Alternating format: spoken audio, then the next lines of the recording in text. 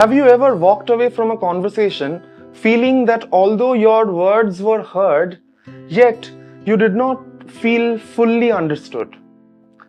I think all of us have had that experience in our lives. And that brings us to the topic of today's discussion, that is hearing versus listening. Hearing is a biological act, whereas listening is intentional. In this video, let's explore how listening is a form of expressing respect. So, what is listening? Listening is just not hearing.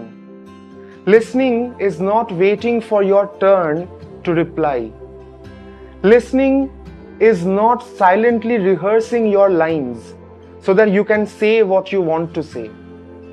Listening is understanding the person who's speaking. It is giving attention to that person. And attention is one of the most precious things that you can offer somebody. Respect begins with attention. Unlike what people usually think that it's politeness, agreement, an endless series of thank you sirs, yes sirs, etc. I don't think so. Because I believe that when I tell somebody looking in the eyes that your words matter to me for the brief moment that we are together, that is paying much more attention, that is giving your undivided attention to that person, and that makes them feel valued. Listening is a willing suspension of yourself, suspending your assumptions, your judgments, your urges to advise. It is stepping aside from your own story and entering their world for however brief moment it may be. Listening goes beyond words.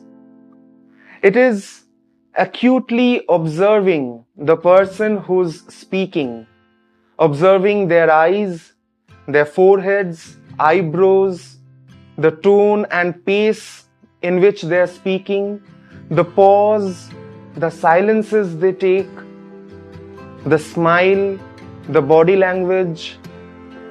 Listening is observing all of that and much more, and then forming your own informed opinion about that person. Let me talk about a personal story of mine. During the initial years as a teacher in the school that I teach in, I used to see that my students would not easily warm up to me. Of course, there were cultural boundaries. We belonged from different communities. Yet, I felt that there was something which made them feel not at home or not so welcome in sharing their thoughts, although they had plenty to share.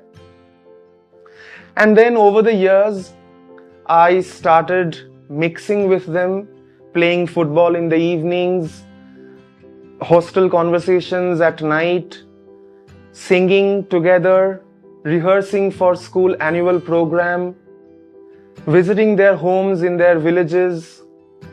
And through these processes, the trust grew stronger. And it didn't happen because I spoke more, but because I listened more to them, listened with intention.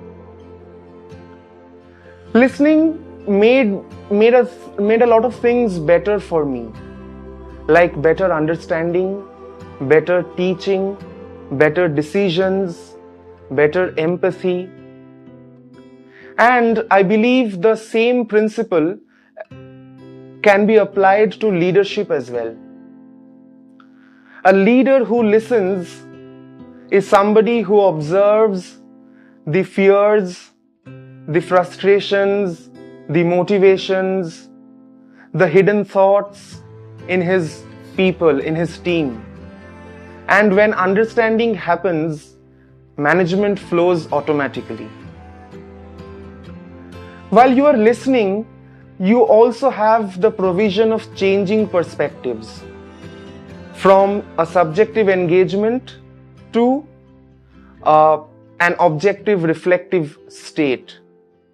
You can enter their world, step back, observe closely, and then speak from a point of wisdom, not necessarily emotions.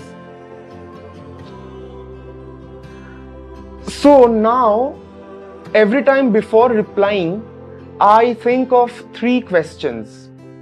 First, what is the person saying? What actually are they trying to say? Second, what do they feel? The emotions behind the words that aren't spoken yet. And lastly, what are the words which he hasn't yet found but wants to express? Finally, I would like to say that people do not remember you for what you said, but they remember if they felt safe, valued, and respected during the conversation. Because an act of intentional listening can make you a much better human being, a much better leader, a much better organizer than you are at the right moment, right now. With that note, we will end today's discussion. I hope you all had something to reflect on. Please let me know what you think about it.